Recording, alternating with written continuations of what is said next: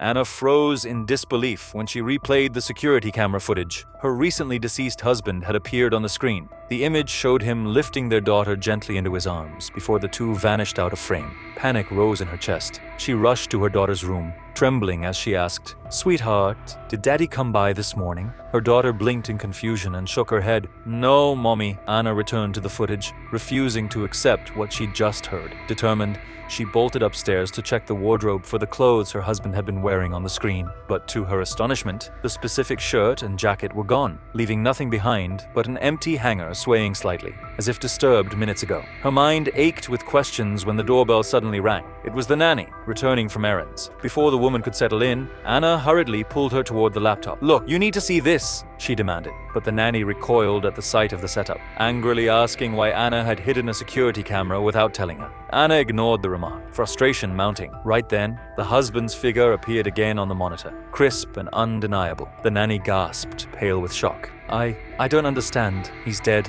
How can this be?" she whispered. Anna clutched her arm desperately. "You see, it really is him. My husband only died yesterday." Yet before Anna could press further, the nanny excused herself nervously, asking for water. When Anna turned to fetch some, the nanny slipped away. Almost immediately, the doorbell rang again. It was the detective in charge of the murder case. Relieved to have backup, Anna beckoned him over to show the clip. But to her horror, the SD card was gone. She stammered, trying to explain what had happened.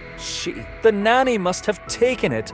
The detective frowned, skeptical. "It might have been old surveillance, Mrs. Collins. Perhaps your grief is making it difficult to separate the times." But Anna insisted through tears. She knew what she'd seen was real. Still, the detective pressed forward with his official questions. He wanted every last detail about the night of her husband's death. With trembling hands, Anna recounted how two masked men on motorcycles had ambushed them. They had snatched her bag, then stolen her husband's wallet. When he resisted, they shot him in cold blood. But then came a question Anna wasn't expecting. "How did you know it was a Glock 17? That's an oddly specific identification." Anna hesitated only briefly before explaining. She had once been a combat helicopter pilot and kept firearms at home. She even owned a Glock 17 herself. The detective asked to see it. Anna reluctantly opened the safe, showing him her collection. He barely looked, except when his eye landed on a Glock resting outside the safe. Anna rushed to explain. "That's the handgun I served with in the forces. If only I had carried it that day. Perhaps Joe's would still be alive." "Ma'am, I'll need to take this weapon for testing,"